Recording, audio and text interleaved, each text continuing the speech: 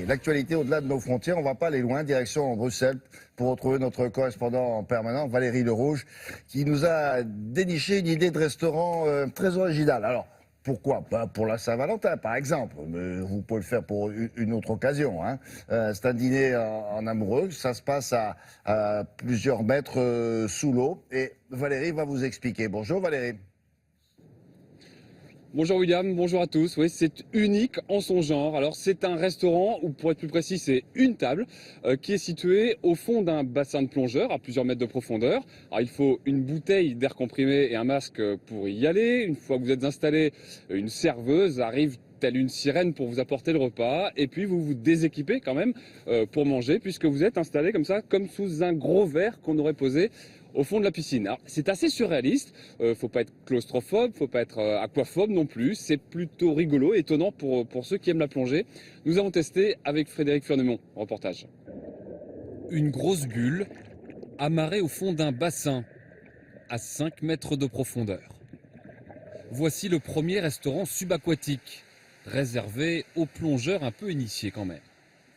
C'est le cas d'Anne et Vilmar, un binôme bien rodé en milieu sous-marin, qui a décidé de se faire un tête-à-tête pour le moins original. En fait, c'est un peu comme le principe des cabanes dans les arbres, sauf qu'ici, on est dans l'autre sens. C'est l'idée de pouvoir s'échapper, une petite bulle d'air comme ça, et être dans un espace protégé, mais en même temps magnifié, et faire une petite dînette. Une dînette qui demande un peu d'organisation. C'est Valéria qui va assurer le service dans ce caisson étanche. Il est bien lourd, sinon il flotte. Dedans, il y a quoi?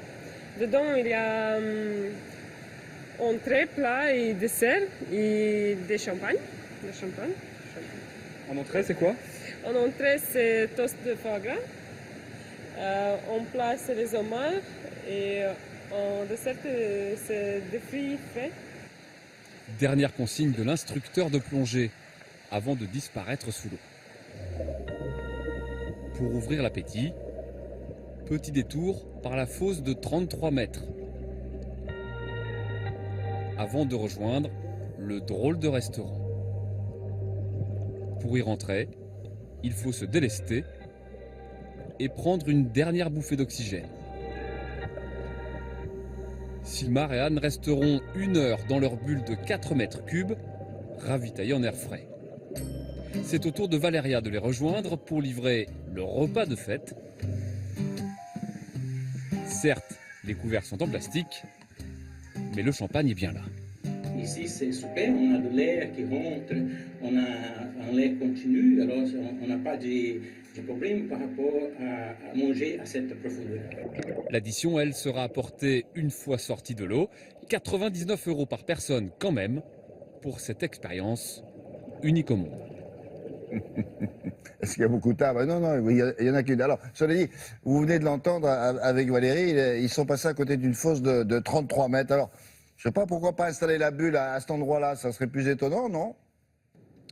Ce serait sûrement plus impressionnant encore, mais c'est techniquement impossible. Déjà parce que quand on plonge à 33 mètres, comme ça, pendant 1 heure, il y aurait des paliers de décompression à respecter lors de la remontée pour des raisons de sécurité. Et il serait très long, près d'1 heure, pour une plongée d'1 heure aussi profonde. Autant dire que ça complique un peu la donne. Autre problème, par exemple, cette valise orange étanche que vous avez vue, eh bien, à 33 mètres de profondeur, elle ne supporterait pas les kilos de pression. Elle serait quasiment écrasée. Autant dire que le restaurant à 5 mètres, c'est déjà un bon début, c'est même une gageure.